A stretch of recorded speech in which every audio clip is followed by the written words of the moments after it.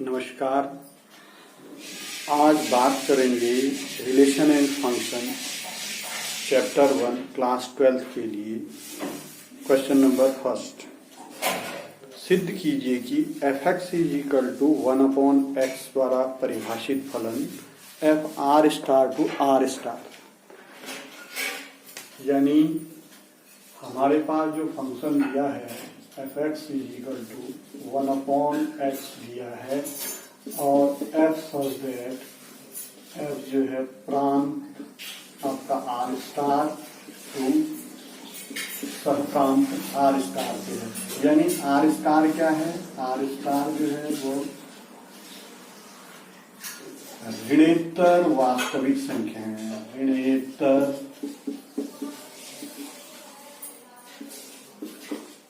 वास्तविक संख्या। ऋणेतर का मतलब है कि जो संख्याएं ऋण नहीं है, यानी 0 से आगे की संख्याएं होंगी और वास्तविक संख्या होंगी, यानी परमेय संख्याएं आ जाएंगी इसमें और अपरमेय संख्याएं आ जाएंगी। तो प्रांत हो गया हमारे पास r स्टार और सह प्रांत यानी कोडोमेन हमारे पास हो गया ये भी r स्टार ऋणेतर वास्तविक संख्या है। अब इसको हम एक की का मतलब है कि 1-1 ये मैपिंग है नहीं है ये देखना है, और दूसरा ऑन टू आच्छादक है या नहीं है ये देखना है इसमें। इसके बाद इसका दूसरा पार्ट भी स्टार्ट होगा। पहले फर्स्ट पार्ट को कर लेते हैं। एक के लिए हम f(x1) is equal to f(x2) ले लेते हैं। f(x1) is equal to f(x2). अगर यहां से इसको ज्ञात करेंगे तो 1/x1 is equal to 1/x2, x1 is equal to x2 हो जाएगा। यानी एक का मतलब है कि सह प्रांत में कोई अवयव हमने लिया है, उसकी केवल एक ही अवयव से इमेज बन रही है, प्रांत के एक ही अवयव से उसकी इमेज बन रही है, तो हम उसको तब एक ही कहते हैं। यानी f(x1) मान लीजिए यहाँ पर f(x1) है और यहाँ पर f(x2) है, ये दोनों इक्वल हैं, तो ये x1 x2 x1 भी x1 इक्वल टू x2 हो जाएगा। तो इसका मतलब है कि ये एक ही हो गया है, यानी x1 की इमेज f(x1) में बन रही है और x2 की इमेज f(x2) बन गई है, और f(x1) इक्वल टू f(x2) हो गया है, तो x1 इक्वल टू x2 हो गया है। यानी कहने का मतलब यह है कि केवल एक सहप्रांत का जो एक अवयव है उसकी केवल एक ही इमेज बनी है, केवल एक प्रांत के सभी अवयवों में से केवल एक से ही इमेज बनी है, ऐसा हम इससे कहेंगे। तो दूसरा आच्छादक, अगर हमने इसको प्रूफ करना है तो हमारे पास f(x) इक्वल टू 1/x से हम लिख लेंगे y इक्वल टू 1/x। तो यहां से x इक्वल टू 1/y हो जाएगा, और ये जो x है ये इस प्रांत में होगा। देखो प्रांत में ये 1/y मतलब ये है कि एक भिन्न है, भिन्न का मतलब वास्तविक संख्या में होगी। ठीक हो गया। यानी इसके सह प्रांत के सभी एलिमेंट जो हैं वो आच्छादित हैं इससे यह। अब इसका सेकंड पार्ट दिया हुआ है कि यदि प्रांत R को n से बदल दिया जाए, यानी ये वाला जो प्रांत है इसको n से बदल दिया जाए, n मतलब नेचुरल नंबर से बदल दिया जाए,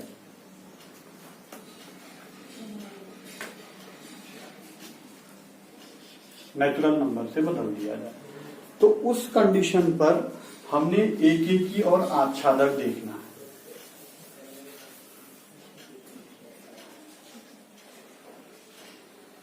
इस कंडीशन पर एक की और आच्छादक देखना है। अब अगर हम f(x1) is equal to fx1 equal to fx2 ले लें तो x1 इक्वल टू यानी 1/x1 is equal to 1/x2 हो जाएगा। तो यहां से x1 is equal to x2 हो जाएगा, x1 इक्वल टू x2 हो जाएगा। तो इससे ये प्रूफ हो रहा है कि यहां ये देखिए कि ये नेचुरल नंबर है। नेचुरल नंबर की इमेज जो है कोडोमेन में प्रत्येक अवयव की इमेज अलग से बनेगी और एक ही इमेज बनेगी। जैसे मान लीजिए हमारे पास यहाँ पर नेचुरल नंबर 1 से स्टार्ट होता है, 1 की इमेज 1 में बन जाएगी, 2 की इमेज जो है 1/2 में बनेगी, 3 की इमेज 1/3 में बनेगी, 4 की इमेज 1/4 में बनेगी। ठीक हो गया। अब तो इससे यह अर्थ निकल रहा है कि ये एक ही है। अब जो है इसको आगे आच्छादक है या नहीं है ये देखना है। आच्छादक नहीं होगा। देखिए किस तरीके से प्रांत कोडोमेन जो है वास्तविक संख्याओं का समुच्चय है। तो कोडोमेन में हमारे पास मान लीजिए कोई एक वास्तविक संख्या 2/3 है। मान लीजिए जैसे 2/3 की इमेज अगर हम देखेंगे, 2/3 की इमेज किससे बनी होगी? 3/2 से बनी होगी ना। देखो यहाँ पर 2/3 अगर मैं रख दूंगा तो क्या आ जाएगा? इसको अगर हम y ले लेते हैं, y इक्वल टू 1/x ले लेते हैं, तो इसकी जगह मैं 2/3 रख दूंगा तो 1/2/3 यानी y इक्वल टू 2/3/2 यानी जो x है वो 3/2 की इमेज, सॉरी यहां पर हम 3/2 ले लेते हैं। 3/2 की इमेज जो है 2/3 से बनी है, ये मान लेंगे हम। x की जगह हमारे पास 2/3 है और y की जगह क्या आ जा रहा है? 3/2 आ रहा है। तो 3/2 यहां तो उपस्थित होगा, लेकिन 2/3 यहां उपस्थित नहीं होगा, इसलिए ये आच्छादक नहीं होगा। देखो एक एलिमेंट बच गया, ऐसे ही कई सारे एलिमेंट इसमें बच जाएंगे, इसलिए जो है ये आच्छादक नहीं होगा। क्वेश्चन नंबर 2, निम्नलिखित फलनों का एक एक तथा आच्छादी गुणों की जांच कीजिए। यानी इंजेक्टिव और सर्जेक्टिव हमने निकालना है। फलन दे रखे हमको। हमारे पास इसका पहला पार्ट है, दूसरे का पहला part fx is equal to x square और f such that n to n है।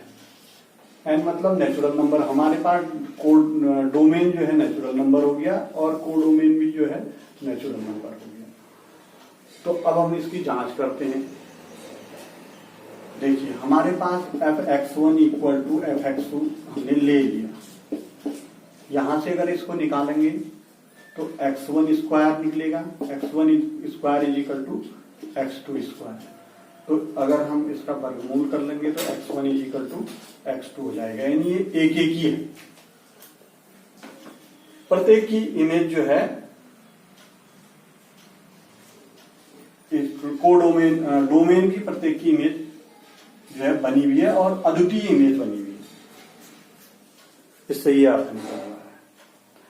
दूसरा सर्जेक्टिव है नहीं है करके, आच्छादी है नहीं है।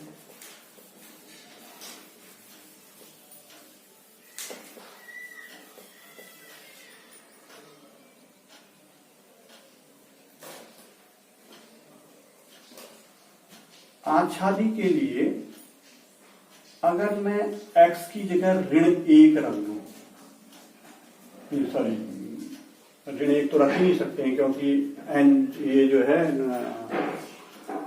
नेचुरल नंबर है। आच्छादी के लिए हमारे पास जैसे हमने एक एलिमेंट ले लिया, यहां कोडोमेन में 3 ले लिया। मान लीजिए नेचुरल नंबर में 3 आता है, यहां हमने कोडोमेन में एक एलिमेंट हमने 3 ले लिया। इस 3 की इमेज यहां डोमेन से किससे बनी होगी ये बताना है आपको। नेचुरल है कि ये 3 की इमेज किसी से नहीं बनी होगी। यहां पर f x is equal to x square है ना, यानी एक्स स्क्वायर इजिकल टू हमारे पास 3 हो गया। फिर ये y is equal to x square है और y की जगह हमने क्या ले लिया है, 3 ले लिया है। तो x square is equal to 3, x is equal to √3। इसकी इमेज यहाँ √3 की इमेज 3 में बनेगी। √3 यहाँ उपस्थित होगा ही, इसलिए जो है ये अच्छा देगी। एक एलिमेंट आपका 3 छूट गया, ऐसे कई सारे एलिमेंट छूट जाएंगे। 2 छूट जाएगा, 3 छूट जाएगा, 5 छूट जाएगा। जो भी पूर्ण वर्ग संख्याएं नहीं है वो सारे एलिमेंट यहां छूट जाएंगे। तो पूर्णतः यह आच्छादित नहीं हो रहा है। तो एक ही है, आच्छादित नहीं है। इसी में दूसरा क्वेश्चन है,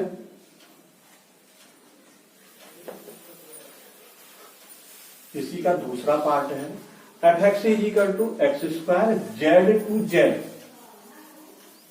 जेड का मतलब है कि पूर्ण integers, Z to Z. Z को समझना है हमने, जेड से जेड।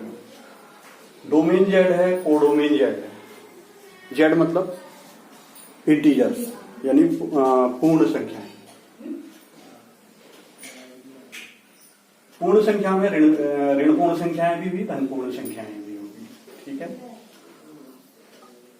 अब हम देखते हैं ये एक एक ही नहीं होगा। देखो अगर हम यहां पर x को ऋण 1 ले लेते हैं, f ऋण 1 निकालेंगे तो ऋण 1 का वर्ग 1 आ जाएगा। f 1 निकालेंगे तो 1 का वर्ग 1 आ जाएगा। यानी f ऋण 1 की इमेज जो है, ऋण 1 और 1 दोनों की इमेज 1 पर बन रही है। यहां पर अगर जैसे एक एलिमेंट है, यहां पर ऋण 1 और 1 है, इस ऋण 1 की इमेज भी 1 में बन रही है और इस 1 की इमेज भी जो है 1 में बन रही है। तो ये देखो एक एक ही नहीं बन रहा है ना। एक एक ही में क्या होना चाहिए, इसकी इमेज केवल एक जगह से बननी चाहिए, केवल एक जगह से। ये 2 जगह से बन रही है, इसलिए जो है ये एक एक ही नहीं। अब आ जाते हैं ये आच्छादक होगा या नहीं होगा।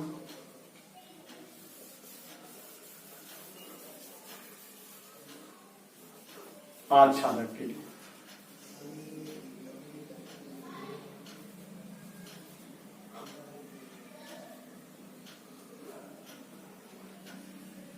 ये आच्छादक जो है हमारे पास y is equal to x square हो गया।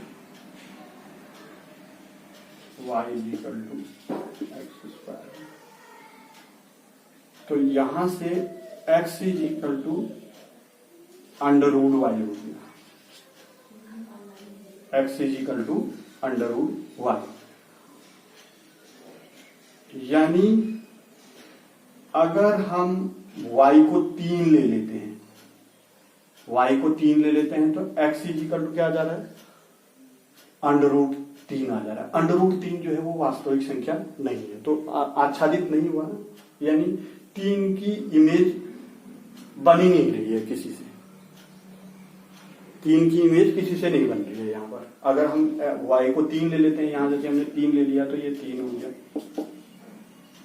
X square is equal to 3, x is equal to √3। 3 की इमेज √3 से बन रही है, जो कि जेड में उपस्थित नहीं है, डोमेन में उपस्थित नहीं है, इसलिए जो है ये जो है आच्छादक नहीं है। इसी प्रकार से बहुत सारे एलिमेंट इसमें ऐसे होंगे जो जिसकी इमेज डोमेन से नहीं बन रही है।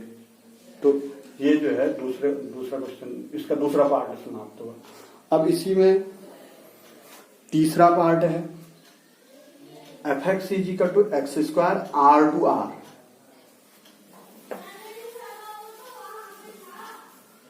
R टू R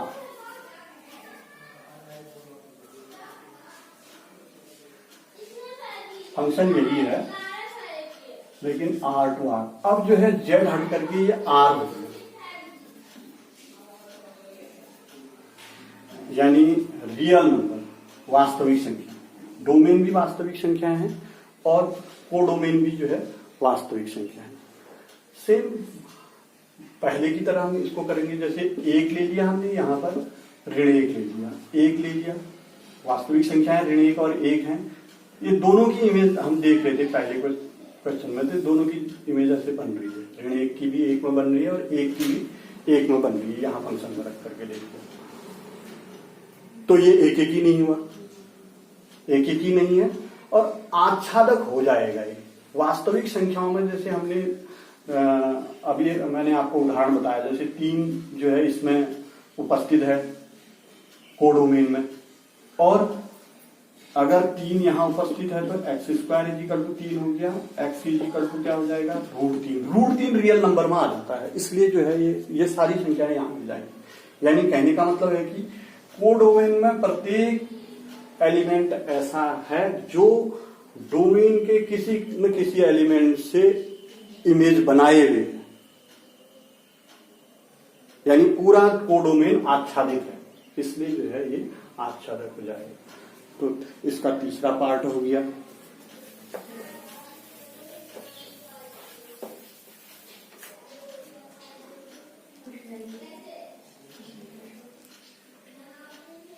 इसका चौथा part fx is equal to x cube, fx is equal to x cube f such that n to n। हाँ, ये n में है और ये n में है, डोमेन भी n और कोडोमेन भी है। अगर हम जैसे यहाँ पर एक एलिमेंट लेते हैं, x इक्वल टू 1 रखते हैं तो 1 का क्यूब 1, 2 लेते हैं 2 का क्यूब 8, 3 लेते हैं 3 का क्यूब 9, नहीं 3 का क्यूब 27।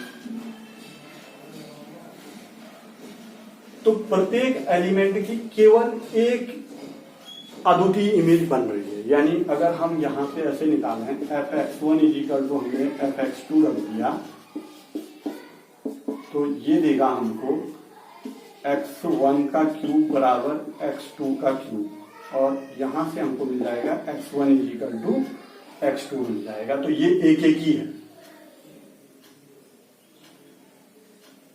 लेकिन आच्छादक नहीं होगा। देखिए जैसे यहां पर हमारे पास 1 की इमेज 1 पर बनी, 2 की इमेज जो है 8 पर बनी, बाकी के एलिमेंट बीच के देखिए आप 2 3 4 जो ये कोडोमेन में आएंगे 2 3 4 5 6 7, इनकी इमेज कहीं से नहीं बन रही है, इसलिए ये आच्छादक है।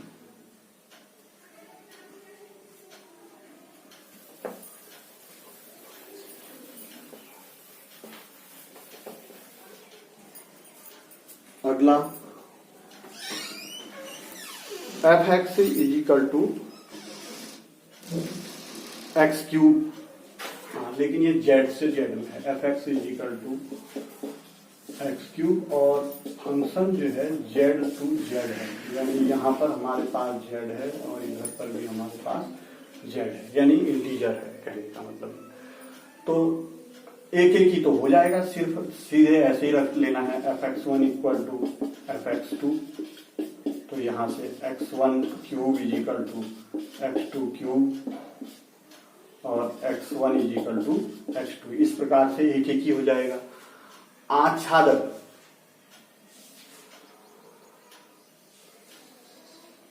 आच्छादक के लिए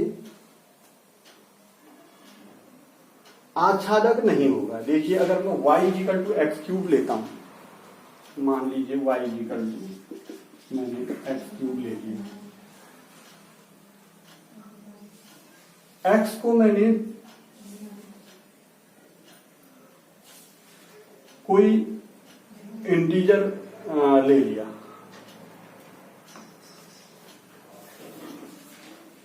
y को इंटीजर ले लिया कोई, जैसे मान लीजिए हमारे पास y हमारे पास है 2, एक्स क्यूब बराबर 2 हो जाएगा, फिर एक्स क्यूब बराबर क्यूबिक रूट 2, क्यूबिक रूट 2 आपका यहां नहीं होगा, जेड में नहीं होगा, जेड में क्योंकि जेड क्या है इंटीजर है, इसलिए जो है ये आच्छादित नहीं है। देखो अगर हम यहाँ एक कोडोमेन में 2 एलिमेंट लेते हैं, कोई 1 2,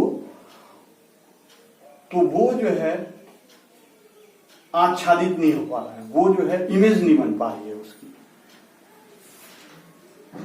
इमेज नहीं बन पा रही है, तो एक एलिमेंट भी छूट गया तो ये जो है आच्छादित नहीं होगा।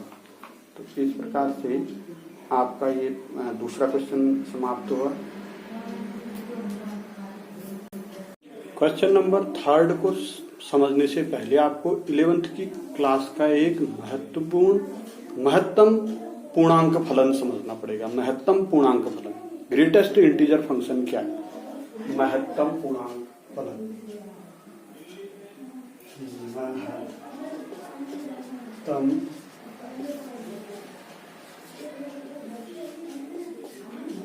पूर्णांक फलन।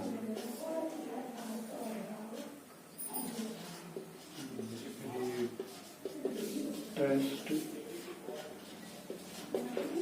Integer function.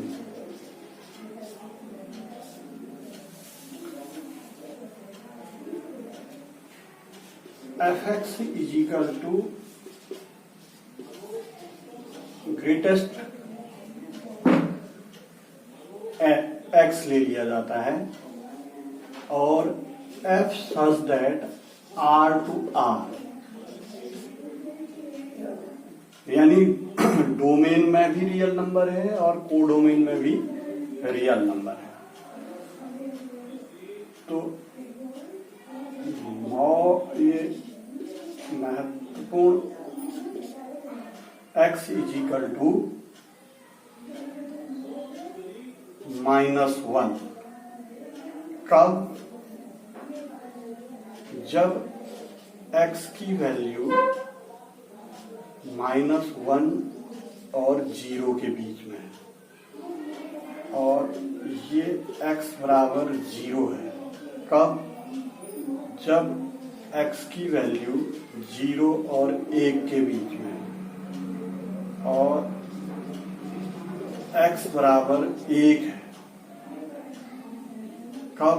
जब x की वैल्यू 1 और 2 के बीच में है और x बराबर 2 है। जब x की वैल्यू 2 और 3 के बीच में। इसको बहुत अटेंशन से आप देखिए, फिर मैं बता दे रहा हूं। महत्वपूर्ण पूर्णांक फलन, greatest integer function fx is equal to x f such that r to r, इसमें बड़ा कोष्टक लगाते हैं। बड़ा कोष्टक x इज इक्वल टू -1 कब होगा? जब x की वैल्यू जो है -1 और 0 के बीच में होगा।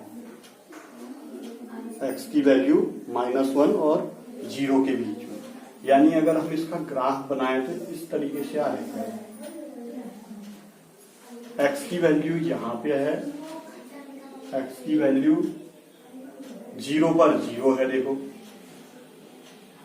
0 और 1 के बीच में ये जो है, यहां पर 1 में ये जो है 1 हो जाएगी। 1 में 1 हो जाएगी। 1 और 2 के बीच में अगर हम ऐसे लें, 1 और 2 के बीच में लेंगे, ये 1 है, ये 2 है, तो 1 और ये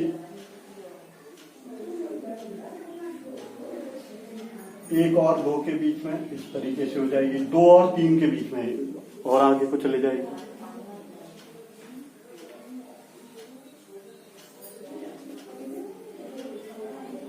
एक और 2 के बीच में ये हो जाएगी। 1 और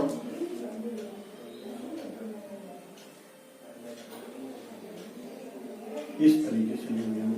2 और 1 के बीच में, 2 और 1 के बीच में 1 है और ऐसे ही 2 2 और 3 के बीच में, 2 ये ले लिया, 3 के बीच में, 2 और 3 के बीच में ये हो जाएगी। ऐसे ही 3 और 4 के बीच में, एक एक ऊपर चले जाते जाएंगे, 3 और 4 के बीच में ये हो जाएगी। तो इस तरीके से ये फंक्शन है। अब -1 नीचे को अगर हम आते हैं, यहां पर -1 है, देखिए -1 और 0 के बीच में ये ऐसे जाएगा, ये -1, ये -2, ये -2, तो -1 से -2 के बीच में ये ऐसे जाएगा इधर।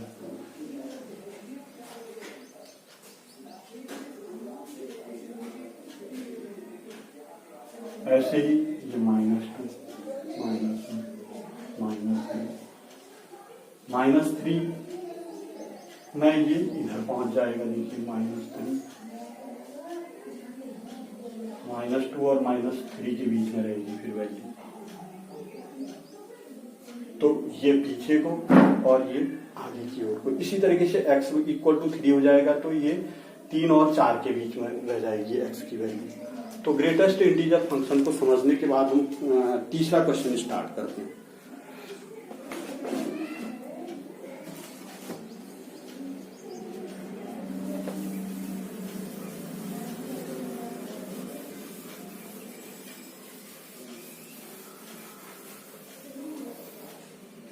तीसरा क्वेश्चन है,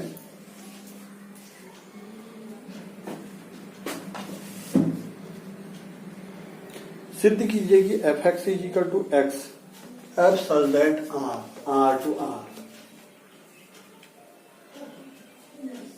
f(x) =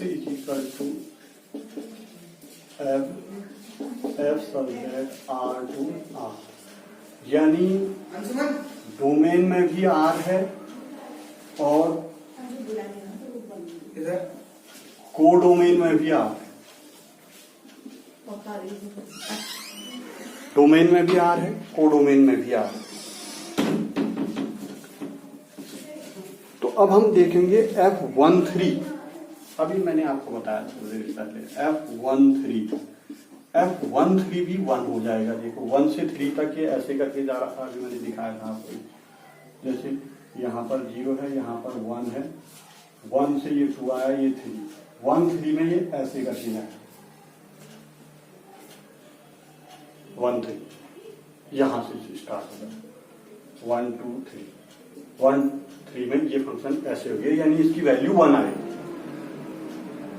f(x) = x आ रहा है ना, इसकी वैल्यू 1 आ जाएगी। ऐसे ही अब अगर हम F16 करेंगे तो वो भी क्या आ जाएगा, 1 आ जाएगा। तो 1 3 में भी 1, 1 6 में भी 1, ठीक है। 3 और 6 दोनों के लिए क्या आ रही है, इमेज इसकी 1 आ रही है। तो ये एक ही नहीं होगा, एक ही नहीं होगा ये। अब आच्छादक भी नहीं होगा ये। आच्छादक इसलिए नहीं होगा क्योंकि सहप्रांत का अवयव जो पूर्णांक न हो, सहप्रांत में कोई अवयव ऐसा मिलेगा जो हमको रियल नंबर पूर्णांक भी नहीं होते हैं ना, कुछ जैसे 1/2 है, 1/3, ये नंबर जो है पूर्णांक नहीं, किसी भी अवयव के प्रतिबिंब नहीं होंगे। पूर्णांक नहीं होंगे तो प्रतिबिंब नहीं होंगे ना। यहाँ तो वैल्यू जो है ग्रेटेस्ट इंटीजर में ही आ रही है वैल्यू 1 1। अब अगर मैं यहाँ पर 2 3 देखूं, जैसे मान लो F2 3 देखूंगा तो ये क्या वैल्यू आएगी, 2 आ जाएगी, ठीक है। अगर मैं F0 1/2 देखूंगा तो क्या हो जाएगा, 0 आ जाएगी। वैल्यू जो है 0 और 1/2 इसके बीच में जो कम नंबर है वो आ जाएगा। तो यहां पर जो वैल्यूज आ रही हैं वो सब इंटीजर्स में, और यहां जो नंबर होंगे वो इंटीजर में नहीं होंगे, फ्रैक्शन में होंगे। फ्रैक्शन वाले की इमेज यहां से नहीं बनेगी, इसलिए आच्छादक नहीं होगा। चौथा क्वेश्चन, सिद्ध कीजिए कि f x is equal to mod of x,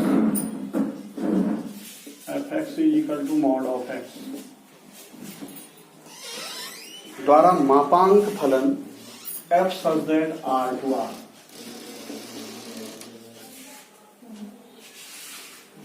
न तो एक ही है न ही आच्छादक है। जहां मॉड ऑफ एक्स बराबर एक्स यदि एक्स धन या शून्य है तथा मॉड ऑफ एक्स बराबर माइनस एक्स यदि एक्स ऋण है। अगर हम इसमें आते हैं एफ, ये डोमेन आर हो गया रियल नंबर, कोडोमेन दिया आर हो गया। अगर हम यहाँ पे आर में ऋणात्मक संख्या ले ली हमने ऋण एक, जैसे एफ ऋण एक निकाला तो एफ ऋण एक अगर निकालेंगे तो mod of minus one, mod of minus one plus one हो जाता है। ऐसे ही अगर एफ वन निकालेंगे तो mod of one, mod of one भी वन आ जाएगा। यानी ऋण एक की इमेज भी एक में बन रही है, धन एक की इमेज भी एक में बन रही है। तो एफ ये फंक्शन जो है एक ही नहीं होगा, वन वन नहीं हो पाएगा। और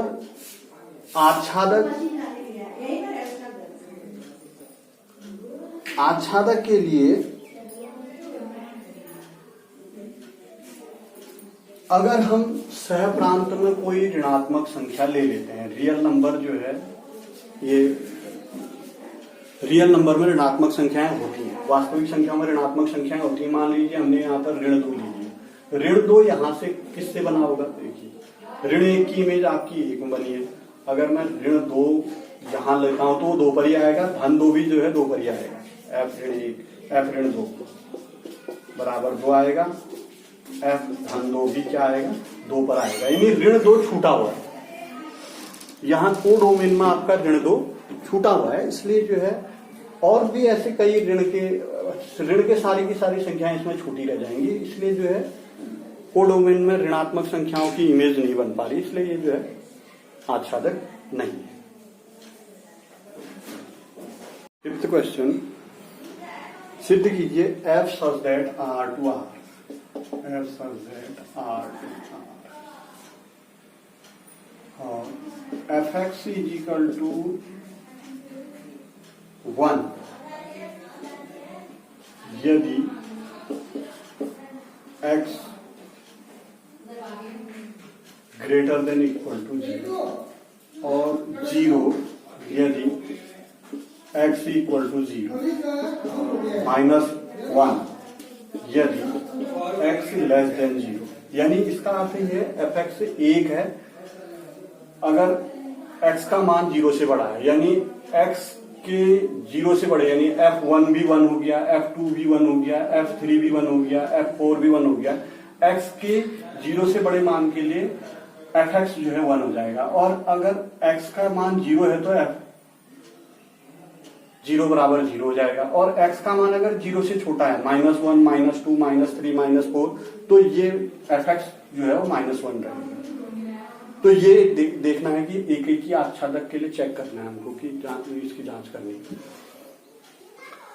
अगर हम f1 का मान निकालते हैं तो ये 1 आएगा यहां से, और अगर हम f2 का मान निकालते हैं तो भी ये 1 आएगा, क्योंकि x greater than 0 f x is equal to 1 है। तो इससे f3 का मान भी निकालेंगे तो वो भी 1 ही आएगा। तो यानी डोमेन के प्रत्येक एलिमेंट की यहाँ पे 1 की भी इमेज 1 पर ही बन रही है, 2 की इमेज भी 1 पर ही बन रही है, ऐसे करके हो जाएगा। 3 की भी जो है 1 पर ही बनेगी, 4 की भी 1 पर ही बनेगी, इस तरीके से हो जाएगा। और नीचे को अगर चले जाएंगे हम, जैसे -1, -2, -3, -1 की जो है -1 पर ही बनेगी, -1 की जो है -1 पर ही बनेगी, -2 की भी जो है -1 पर ही बनेगी, -3 की भी -1 पर ही बनेगी। तो बाकी के एलिमेंट सारे बच जाएंगे इसमें। तो यहीं पर सिद्ध हो जा रहा है ये। एक तो एक ही नहीं है, देखो ये, क्योंकि एक की 2 से अधिक इमेजें बनने लग गई, और -1 की भी यहाँ पर 2 से अधिक इमेज है। एक ही भी नहीं है और आच्छादक भी नहीं है। देखिए सहप्रांत के ऐसे बहुत सारे अवयव छूट जा रहे हैं, जैसे यहाँ पर 2 छूट जा रहा है, 3 छूट जा रहा है, 4 छूट जा रहा है, 5 छूट जा रहा है, ऐसे सारे सहप्रांत में तो आर है, बहुत सारी संख्याएं और भी होंगी, भिन्न संख्याएं भी होंगी, तो सारी की सारी सब उनकी इमेज नहीं बन पा रही है, तो ये अच्छा तक भी है। छठा क्वेश्चन, मान लीजिए ए बराबर 1 2 3, ये दे रखा है हमको एक सेट ए बराबर 1 2, और दूसरा सेट दे रखा है बी बराबर 4 5 6 7,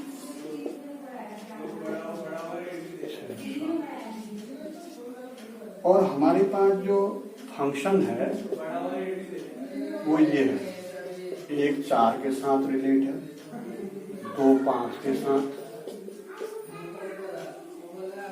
3 6 के साथ। ये फंक्शन, रिलेशन और फंक्शन एक ही हुआ। अभी मैंने कल आपको बताया था कि रिलेशन ही फंक्शन है। जब रिलेशन की 2 विशेषताएं मिल जा रही है तो तब फंक्शन बन जा रहा है। तो ये अभी रिलेशन के रूप में लिखा हुआ है, तो ये फंक्शन है। तो इसमें देखिए प्रत्येक अवयव का, जैसे अगर हम ये बनाए, डोमेन बनाए और कोडोमेन बनाए, यहाँ लिखें 1 2 3, यहाँ लिखें 4 5 6 7, 1 की 4 के साथ बन रही है, 2 की 5 के साथ बन रही है और 3 की 6 के साथ बन रही है। तो ये एक एक ही दिख रहा है। 4 की जो इमेज है, 4 एक एलिमेंट कोडोमेन में है जिसकी इमेज केवल 1 से बन रही है, 1 के अलावा किसी और से नहीं बन रही है। ऐसे ही 5 की, ऐसे ही 6 की, तो ये एक एक ही फलन है। तो सिद्ध करना है हमको कि ये एक एक ही फलन है। धन्यवाद, आज के लिए इतना काफी है, और आगे के क्वेश्चंस को आप ट्राई कीजिए, प्रयास कीजिए और अलग अलग बुक से कंसर्न कीजिए।